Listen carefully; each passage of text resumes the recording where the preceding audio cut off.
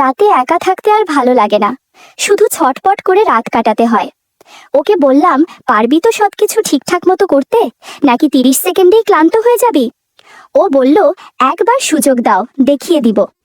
এদিন যা হলো তা কোনো দিন ভুলব না। আমার নাম রিয়া। 28 বছর বয়সে আমার বিয়ে হয়েছে। আজ প্রায় 1 বছর হলো। আমার স্বামী কাজে বেশি দিন বাইরেই থাকে, বাড়িতে আসার সেরকম টাইম পায় না। গাছের বাতাব লেবুর ওজন কম করে হলেও 4 কেজির মতো হবে। আমি দেখতে বেশ সুন্দরী, আমার চলাফেরা যে কারোর মন কাড়ে। কাল আমার ভাগ্নের দাদার বিয়ে, তাই আমি একদিন আগেই সেখানে যাচ্ছি। সেই বাড়িতে যাওয়ার জন্য আমি রেডি হয়েছি, কিন্তু আমার স্বামীর কাজ থাকার জন্য সে আমার সাথে আসতে পারবে না, তাই আমি একাই যাচ্ছি। আমি বাস স্ট্যান্ডে এসে পৌঁছেছি। আমি আমার ভারী ব্যাগটা নিয়ে বাস থেকে নামলাম, আর মনে পড়ল আমি ছাতা আনতে ভুলে গেছি। এদিকে ঝুম বৃষ্টি শুরু হয়েছে। কিছুক্ষণের মধ্যেই আমি পুরো ভিজে একাকার। ভেজা জামা কাপড় ত্বকের সাথে লেগে আছে। চারিদিকে তাকিয়ে দেখি কোনো দোকান খোলা নেই, আর একটা লোকও নেই। তারপর আবার ভাগ্নেও এখনো আসেনি আমাকে নিতে, তাই একটা ছোট বন্ধ দোকানের সামনে গিয়ে দাঁড়ালাম আর অপেক্ষা করতে লাগলাম ভাগ্নের। কিছুক্ষণ পর দেখলাম বৃষ্টিতে ভিজতে ভিজতে ভাগ্নে আসছে। ভাগ্নেও বাড়ি থেকে বেরোনোর সময় ছাতা নিতে ভুলে গেছে। ও এসে আমার পাশে দাঁড়ালো আর চোখে আমাকে দেখতে শুরু করলো। বৃষ্টির কারণে অনেক কিছু বোঝা যাচ্ছিল। আমি বললাম, কি যে করি, আমি ছাতা আনতে ভুলে গেছি। এখন দেখছি যে তুইও তো ছাতা আনিসনি। ভাগ্নে বলল, হ্যাঁ, আমিও তাড়াতাড়ি বেরোতে গিয়ে ছাতা আনতে ভুলে গেছি। কোনো ব্যাপার না মামি, আমি আছি তো, ভয় পেও না। বিকেলবেলা বৃষ্টিটা যখন থেমে গেল, তখন আমরা দুজন বিয়ে বাড়িতে চলে আসলাম। বাড়িতে আসার পর আমি আমার কাপড় বদলে নিলাম, আর ভালো একটা লালা রঙের শাড়ির সাথে হাতা হাতা ব্লাউজ পরে নিলাম। বাড়িতে সবার সাথে কথাবার্তা বলছিলাম, আর তার মাঝে দেখি ভাগ্নে আমায় দেখছে দোতলা থেকে আর হাসছে। এমন সময় আমার বৌদি বলল, রিয়া, তুমি একটু দোতলায় গিয়ে রান্নাঘর থেকে 2টো প্লেট এনে দিবে? আমি বললাম, হ্যাঁ বৌদি, কোনো ব্যাপার না, আমি এক্ষুনি যাচ্ছি। আমি দোতলায় গেলাম আর দেখলাম ভাগ্নে সিঁড়ির কাছে দাঁড়িয়ে আছে। ওকে জিজ্ঞেস করলাম, রান্নাঘরটা কোন দিকে? ভাগ্নে বলল, সামনে গিয়ে 3 নম্বর ঘরটাই রান্নাঘর। দোতলায় কেউ ছিল না, সবাই নিচে কাজে ব্যস্ত। আমি সেদিকে যেতে শুরু করলাম, আর আমার পেছন পেছন ভাগ্নেও আসছিল। ঘরের সামনে গিয়ে দেখি এটা কারো বেডরুম।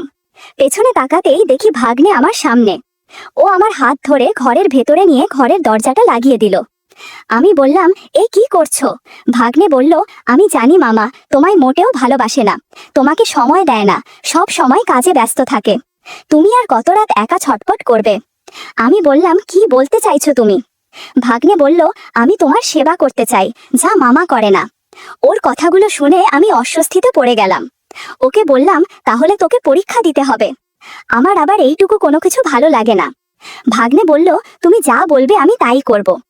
আমি বললাম, কিন্তু এখন ঠিক টাইম না এগুলো করার। সবাই বাড়িতে আছে, কেউ দেখে ফেললে মুশকিল হয়ে যাবে। ভাগ্নে বলল, কেউ আসবে না ওপরে, সবাই নিচে কাজে ব্যস্ত। আমি বললাম, আমি যদি রান্নাঘর থেকে প্লেটগুলো না নিয়ে যাই, তাহলে বৌদি উপরে চলে আসবে। ভাগ্নে বলল, আমাদেরকে কেউ দেখতে পাবে না, আমি দরজা বন্ধ করে দিয়েছি। বলার সাথে সাথেই ভাগ্নে 2টো তবলা বাজাতে শুরু করলো। আমি যেন ওকে বাধা দিতে পারছি না। আমিও সাহস করে গিটার হাতে নিয়ে বাজাতে শুরু করলাম।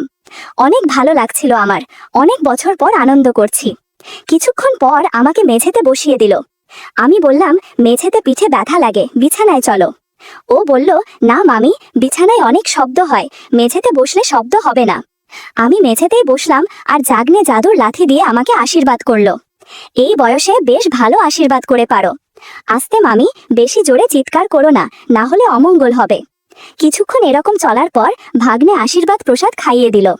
আমি আশীর্বাদের প্রসাদ খেয়ে একটু বিশ্রাম নিচ্ছি। ভাগ্নে বলল, এখন কি সুস্থ লাগছে মামি? আমি বললাম, কত বছর পর যে সুস্থ লাগছে তোমাকে বোঝাতে পারবো না। এরপর আমি সবকিছু ঠিক করে নিলাম আর ঘর থেকে বেরিয়ে চলে গেলাম। তারপর রান্নাঘর থেকে প্লেটগুলো নিয়ে বৌদির কাছে যেতেই বৌদি বলল, এত সময় লাগে নাকি প্লেট আনতে? আমি বললাম, না মানে আমি রান্নাঘর খুঁজে পাচ্ছিলাম না, তাই দেরি হলো। বৌদি বলল, ঠিক আছে, কোনো ব্যাপার না, এখন আমার সাথে একটু কাজ করো। আমি কাজ করতে শুরু করলাম বৌদির সাথে। কাজ করতে করতে রাত হয়ে গেল। সবাই মিলে তখন খেতে বসেছে। আমি আর বৌদি খাওয়া দাওয়া করে নিলাম। তারপর বৌদি আমাকে আমার শোবার ঘর দেখিয়ে দিল, যেটা ছিল ভাগ্নের ঘরের পরের ঘরটা। ঘরটি বেশ ছোট ছিল। দেখলাম ঘরে একটি সিঙ্গেল বেড, আলমারি আর একটি ড্রেসিং টেবিল আছে। শোবার সময় আমি কাপড় বদল করলাম না, কারণ বাকি কাপড়গুলো বৃষ্টিতে এখনো ভেজা ছিল। এমন সময় দেখি ভাগ্নে এলো আমার ঘরে। এসেই চারিদিক আর ঘরের বাইরেটা দেখলো। কাউকে যখন দেখতে পেল না, তখন বলল, গুড নাইট মেরি জান। আমিও একটু হেসে বললাম, ইস, খুব দুষ্টু হয়েছো। হ্যাঁ, এবার ঘুমাতে যাও, কাল তোমাকে আমার ডিউটি করতে হবে। গুড নাইট বলার পরে ভাগ্নে চলে গেল।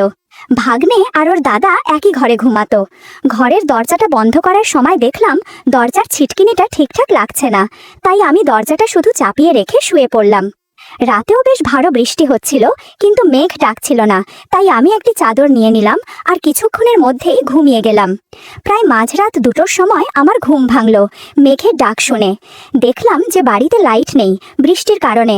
তারপর আর আমার ঘুম পাচ্ছিল না, তাই এক সাইড হয়ে ঘুরে শুয়ে থাকলাম আর ঘুম আনার চেষ্টা করছিলাম। কিছুক্ষণ পর বুঝতে পারি কেউ আমার ঘরের দরজাটা খুলে ভেতরে এলো। বুঝতে পারলাম এটা আমার ভাগ্নে ছাড়া আর কেউ না, তাই আমি ঘুমিয়ে আছি সেরকম নাটক করতে লাগলাম। ভাগ্নে এসে আস্তে করে আমার পাশে শুয়ে পড়ল। আমি আর চুপ থাকতে পারছিলাম না, মুখ থেকে বেরিয়ে গেল, আস্তে ভাগ্নে আস্তে। ভাগ্নে বলল, তাহলে তুমি শেষ পর্যন্ত জেগেই গেলে, তাহলে চলো আমরা ভোর রাত অবধি গেম খেলি।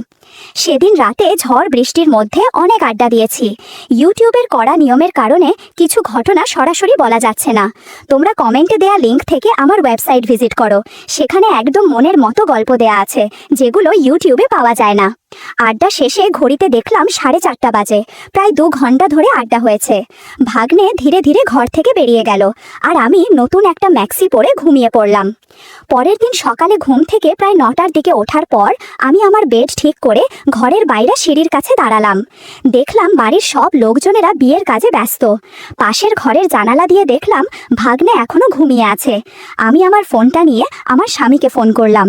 কিছুক্ষণ পর ফ্রেশ হয়ে সবার সাথে বিয়ের কাজ করতে লাগলাম। কাজ করতে করতে দুপুর হয়ে গেল, প্রায় 2টো বাজে। আমাকে বৌদি বলল যে, রিয়া, তুমি কি এখন দোকানে গিয়ে এই কয়েকটি জিনিস আনতে পারবে? বাইরে গাড়ি আছে, ড্রাইভারকে বললেই নিয়ে যাবে তোমাকে। আমি বললাম, বৌদি, আমার তো চেনা জানা নেই তোমাদের এলাকা। বৌদি বলল, ঠিক আছে, কোনো ব্যাপার না, আমি ড্রাইভারকে জিজ্ঞেস করে জিনিসগুলো নিয়ে আসছি। ভাগ্নে দূর থেকে আমাদের কথা শুনছিল। ও আমাদের কাছে এসে বৌদিকে বলল, মামিকে একা একা কেন পাঠাচ্ছ? বৌদি বলল, একা একা কোথায়, ড্রাইভার যাচ্ছে তো রিয়ার সাথে।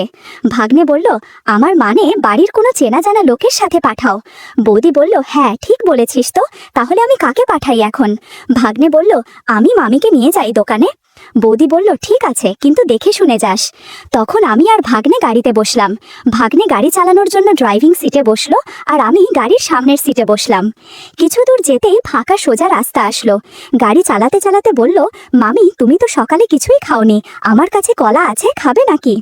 আমি উত্তর না দিয়ে জিজ্ঞাসা করলাম, তুইও তো সকালে কিছু খাসনি, ডালিম খাবি নাকি? আমার কাছে 2টো ডালিম আছে। ভাগ্নে বলল, যাক, ভালোই হলো, তুমি কলা খাও আর আমি ডালিম খেয়ে সকালে নাস্তা করি। গাড়ি চালাতে চালাতে ভাগ্নে ডালিম নিয়ে খেতে শুরু করলো। খেতে খেতে গাড়ি চালানোর কারণে ব্যালেন্স ঠিক রাখা যাচ্ছিল না। আমি বললাম, ভালো করে গাড়ি চালা। ভাগ্নে বলল, কিছু হবে না মামি, চিন্তা করো না। কিছুক্ষণ পর ভাগ্নের মাথায় বুদ্ধি এলো। ও গাড়িটা সোজা রাস্তা থেকে একটা মাটির রাস্তা দিয়ে এক ঝোপঝাড়ের পেছনে দাঁড় করলো। বলল, এখানে বসে আগে খেয়ে নেই। কিছুক্ষণ ডালিম খাওয়ার পর বলল, এবার আমাকে গাড়ি চালাতে দাও, আর তর সইছে না আমার। আমি শাড়ি একপাশে রেখে ভালো করে বসলাম। তারপর ভাগ্নে গাড়ি চালাতে শুরু করলো। সে কি গতি বন্ধুরা, আমার অনেক ভয় হচ্ছিল। আমি শুধু বলছিলাম, ভাগ্নে আস্তে আস্তে। ভাগ্নে বলল, আমি অনেক দক্ষ ড্রাইভার। অনেক জোরে গাড়ি চালানোর কারণে গাড়ি অনেক নড়ছিল, মনে হচ্ছিল ভূমিকম্প হচ্ছে। 30 মিনিট পর ভাগ্নে থামলো। এদিকে আমার কেমন যেন লাগছিল, মনে হচ্ছে ব্যথা পেয়েছি। এরপর আমরা সোজা বাজারে থেকে বৌদির বলা জিনিসপত্র নিয়ে বাড়ি চলে আসলাম। বাড়িতে আস্তে আস্তে সন্ধে হয়ে গেল। আর বৌদি বলল, এত সময় লাগে নাকি রিয়া, তোমাকে আমি তাড়াতাড়ি আনতে বলেছিলাম জিনিসগুলো। আমি বললাম, আর বলো না বৌদি, আসার সময় গাড়িটা চালু হচ্ছিল না, তাই দেরি হয়ে গেল। বৌদি বলল, ঠিক আছে, এখন আমাকে এখানে একটু কাজে সাহায্য করো। কাজ করতে করতে রাত হয়ে গেল, তাই আমি আমার ঘরে গেলাম আরাম করতে। তখন বৌদি এসে আমায় বলল, তাড়াতাড়ি তৈরি হয়ে যাও, আমাদের বরযাত্রী যেতে হবে। আমি তৈরি হয়ে বরযাত্রীর বাসে উঠে পড়লাম। গত 3 দিনে অনেক কিছু হয়েছে, কিন্তু আমার মন খারাপ হচ্ছে এই ভেবে আজ আমাকে চলে যেতে হবে। আবারও সেই বোরিং দিন শুরু। ভাগ্নে ছাড়া কিভাবে সময় কাটাবো বুঝে উঠতে পারছিলাম না। যাওয়ার আগে শেষবারের মতো ভাগ্নে পুকুর পাড়ে আশীর্বাদ করেছে। বিকেল 5টার বাসে করে চলে আসলাম বাড়িতে। কদিন বাড়ির কাজকর্ম করতে করতেই কেটে গেল। ধুর, খুব বিরক্ত লাগছে। আজও কিছু হলো না। আমার স্বামীকে নিয়ে আর পারি না। নিজে তো কিছুই পারে না, উল্টো আমার দোষ দেয়। ইদানিং আমার অবস্থা একেবারে করুণ। ঘরের শসা বেগুন খেয়ে আর কতদিন পার করব। ভাগ্নের সাথে কাটানো সময়গুলো খুব মিস করছি। আমাদের পাশের বাড়িতে আমার বান্ধবী বেবি থাকে। বেবির সাথে আমার খুব বন্ধুত্ব। বেবিরও আমার মতো একই অবস্থা। দুজনের স্বামী হয়েছে একই ধরনের। কিন্তু এভাবে পাড়ায় আর কাকে ডাকবো? লোক লজ্জার ভয় কিছু বলতে পারি না। আমরা দুই বান্ধবী মনের দুঃখে গল্প করি। গল্পে গল্পে বেবির কাছ থেকে একটা ছেলের খোঁজ পাই। দারুণ সুদর্শন আর শক্তিশালী। লম্বায় প্রায় 10 ইঞ্চি হবে আর মারাত্মক মোটা। আমি বললাম, বলিস কি, এমন কারো হয় নাকি? বেবি বলল, সত্যি বলছি, এরকম আমি বাপের জন্মেও দেখিনি। আমি বেবিকে বললাম, ছেলেটাকে ম্যানেজ কর না, আর হ্যাঁ বল না ছেলেটা কে? বেবি বলল, আমাদের পাশের বাড়িতেই থাকে, তোমার পাড়াতুতো দিদির ছেলে। আমি এতক্ষণে বুঝতে পারলাম কার কথা বলছে। আমার পাড়াতুতো দিদির ছেলে মানে দীপু। ইন্টারমিডিয়েটে পড়ে, একটু রোগা, তবে নিয়মিত খেলাধুলা করে। মেধাবী ছাত্র, দেখতেও খুব হ্যান্ডসাম, অনেক সুন্দর করে কথা বলে। হায় রে, আমার কি পোড়া কপাল, এত দিন ধরে ওকে চোখে পড়েনি। মাঝে মাঝে খেয়াল করেছি দীপু আমার দিকে করে তাকিয়ে থাকে। আমার সাথে ওর খুব খাতির। ওর সাথে বন্ধুত্ব করলে কেউ টের পাবে না। সত্যি বেবি ভালো একটা উপায় বের করেছে। মনে হচ্ছে ভাগ্নেকে আর মিস করতে হবে না। বেবির সাথে কথা বলে আমি বাসায় ফিরে চিন্তা করতে লাগলাম কিভাবে দীপুকে বাসায় আনা যায়। হঠাৎ আমার মৌরির কথা মনে হলো। মৌরিকে টিউশন পড়ানোর জন্য দীপুকে রাজি করলাম। দীপু প্রতিদিন বাসায় এসে মৌরিকে পড়াতে শুরু করে। আমিও সুযোগ কাজে লাগাই। পড়ানোর সময় অগোছালোভাবে হালকা শাড়ি আর ব্লাউজ পরে নাস্তা দিতে যাই। মাঝে মধ্যে ঝুঁকে ওকে নাস্তা দেই। কয়েকদিন পর থেকে দীপুর ব্যবহারও বদলাতে শুরু করলো। মৌরি স্কুল থেকে ফেরার আগে দীপু বাসায় চলে আসে, আমার সাথে গল্প করে। একদিন সুযোগ বুঝে কথা শুরু করলাম, হ্যাঁ রে দীপু, তুই তো অনেক বড় হয়ে গেছিস, কারোর সাথে বন্ধুত্ব হয়েছে? ও প্রথমে বলতে চাচ্ছিল না। অনেক জিজ্ঞাসা করার পর বলল, অর্পিতা কাকি ও অর্চনা কাকির সাথে বন্ধুত্ব করেছি, বয়স তোমার মতো হবে। দীপুর কথা শুনে বুঝতে পারছি ও আমাকে পছন্দ করে। কায়দা করে আমার কথা বলে দিল। আমি বললাম, বলিস কি, কতদিন থেকে বন্ধুত্ব? ও বলল, এই তো 3-4 বছর হলো, তারা আমাকে ছাড়া থাকতে পারে না। ও আর হ্যাঁ, এই তো মাসখানেক আগে আরেক মাসির সাথে আমার বন্ধুত্ব হয়েছে। জিজ্ঞাসা বললাম, কার সাথে? ও বলল, তোমাদের বিল্ডিং এর নিচতলের মিনা কাকির সাথে। মিনা আমাদের নিচতলায় থাকে। মিনার বয়স 35 বছর হবে। আমি আর বেবি প্রায়ই মিনার সৌন্দর্য নিয়ে কথা বলি। মিনার একটা ছেলে আছে, ক্লাস 4-এ পড়ে, স্বামী বিদেশ থাকে। মাসখানেক আগে মিনাকে দেখেছি খুঁড়িয়ে হাঁটছে। জিজ্ঞাসা করাতে ও বলেছিল বাথরুমে পিছলে পড়ে গেছে। আমার এখন সন্দেহ হচ্ছে সত্যি বাথরুমে আছাড় খেয়েছে নাকি অন্য কিছু। দীপুকে জিজ্ঞাসা করলাম, তোর আর মিনার বন্ধুত্ব কতটা গভীর হয়েছে? দীপু মুচকি হেসে বলল, অনেক গভীর গো মাসি, তুমি ভাবতেও পারবে না, তোমার থেকেও অনেক ফ্রি, আমাকে সব কথা বলে। ওর কথা শুনে আমার মনে আনন্দের ঢেউ বয়ে গেল। এই ছেলেকে দিয়েই হবে। ওকে জিজ্ঞাসা করলাম, আচ্ছা দীপু, বেবিকে তোর কেমন লাগে? ও বলল, দারুণ লাগে মাসি, তবে তোমাকে সবচেয়ে বেশি ভালো লাগে, সেজন্যই তাড়াতাড়ি চলে আসি। আমি বললাম, বেবির সাথেও বন্ধুত্ব করবি? ও বলল, কেন করব না, আমি তো অনেক দিন থেকেই তোমার সাথে বন্ধুত্ব করতে চাচ্ছি, বেবি মাসি হলে আরো ভালো হবে। ওকে বললাম, পারবি তো সবকিছু ঠিকঠাক করতে? ও বলল, একবার সুযোগ দাও, দেখিয়ে দিব। এমন সময় মৌরি এসে পড়ল। আমি আমার ঘরে চলে গেলাম। কিছুক্ষণ পর বাথরুমে গেলাম। মৌরির ঘরের সামনে দিয়ে যাওয়ার সময় দেখি দরজা ভেজানো। আমি ভাবলাম মৌরি হয়তো মনোযোগ দিয়ে পড়ছে। ফিরে আসার সময় মৌরির ঘর থেকে অদ্ভুত আওয়াজ শুনতে পেলাম, সাথে হাততালির মতো কেমন যেন শব্দ আসছে। আমি একজন বিবাহিতা মহিলা, এই ধরনের আওয়াজের সাথে আমি খুব পরিচিত। আস্তে আস্তে ভেজানো দরজা একটু ফাঁকা করতেই আমার চোখ কপালে উঠে গেল। দেখলাম মৌরি হাঁটু গেড়ে বসে আছে আর দীপু ওর সামনে দাঁড়িয়ে আছে জাদুর লাঠি নিয়ে। বন্ধুরা, ইউটিউবের কড়া নিয়মের কারণে সরাসরি বলা যাচ্ছে না। তোমরা কমেন্টে দেওয়া লিংক থেকে আমার ওয়েবসাইট ভিজিট করো, সেখানে একদম খোলা মেলা গল্প দেয়া আছে। আমি চুপ চুপচাপ দাঁড়িয়ে ওদের কাণ্ড দেখতে থাকি। মনে মনে ভাবলাম, দীপু যদি মৌরিকে এভাবে প্র্যাকটিক্যাল পড়াতে থাকে তাহলে তো মেয়েটা অসুস্থ হয়ে যাবে। কিন্তু এ কি, আমার মেয়ে, চোখে মুখে প্রশান্তির ছাপ। কি ফাজিল ছেলে রে বাবা, মৌরির মতো লাজুক মেয়ের সাথে বন্ধুত্ব করে ফেলেছে। একটু পর আমি আমার রুমে চলে গেলাম আর বেবিকে ফোন করলাম আর ওকে সব ঘটনা খুলে বললাম। শুনে বেবি আনন্দে লাফাতে লাগলো। বেবিকে আমার বাসায় আসতে বললাম, দীপুকে নিয়ে মার্কেটে যাব। বেবি আমার বাসায় এসেই আমাকে জড়িয়ে ধরলো। দুই বান্ধবী ঠিক করলাম দীপুকে যা ভাই তাই দিব। কিছুক্ষণ পর দীপু মৌরির ঘর থেকে বের হলো। ওদিকে মৌরি বিছানায় শুয়ে আছে। আমি দীপুকে আমাদের সাথে মার্কেটে যাওয়ার জন্য বললাম। দীপু সাথে সাথে রাজি হয়ে গেল। আমরা তিনজন মার্কেটের উদ্দেশ্যে বের হলাম। মার্কেটে পৌঁছে আমি ও বেবি ব্লাউজের দোকানে ঢুকলাম। দীপু বাইরে দাঁড়িয়ে আছে। আমি দীপুকে দোকানের ভেতরে নিয়ে এলাম। দীপুকে বললাম কোন রঙের গুলো কিনবো। দীপু হাসতে হাসতে বলল, তুমি এক সেট কালো নাও আর বেবি মাসিকে এক সেট লাল নিতে বলো। তোমাদের দুজনকে খুব মানাবে। বেবি মাসিকেও কালো মানাবে, কিন্তু তোমাকে সবচেয়ে বেশি মানাবে। আমিও হাসতে হাসতে বললাম, ঠিক আছে, তোর ইচ্ছাই থাক। ঘন্টাখানে কেনাকাটা করে আমরা বাসায় ফিরে আসি। পরদিন মৌরি স্কুল যেতেই বেবিকে বাসায় ডেকে আনি। দীপুকেও আসতে বলি। বেবি আসার পর দুইজনেই হালকা করে সাজগোজ করে নেই। দুইজনেই ঠিক করেছি আজ দীপুকে গাড়ি চালাতে দিব। বেবি যা পারে করুক। এদিকে দেখলাম বেবি ব্যাগে এক সেট কাপড় নিয়ে এসেছে। বাসায় বলে এসেছে সিনেমা দেখতে যাবে। একটু পর আমরা চুল কেটে ক্লিন হয়ে থাকলাম। একটু পর কলিং বেল বাজতেই দরজা খুলে দেখি দীপু হাজির। দরজা বন্ধ করে দীপুকে ঘরে আসতে বললাম। দীপু 6টা বিদেশি বেলুনের প্যাকেট সাথে নিয়ে এসেছে। আমি বললাম, কি রে, এসব আনলি কেন? দীপু বলল, এগুলো ছাড়া সমস্যা হবে। আমি বললাম, না, এগুলো দিয়ে কিছুই হবে না, তুই চিন্তা করিস না, আমরা ওষুধ খেয়ে নিব। এরপর দীপু আর কথা বাড়ালো না। প্রথমে বেবির কাছে গিয়ে তবলা বাজাতে শুরু করলো। এদিকে আমি তৈরি হচ্ছিলাম কখন আমাকে শেখাবে। 1 ঘন্টা বেবিকে গান শেখানোর পর বলল, একবার তুমি রেডি হও।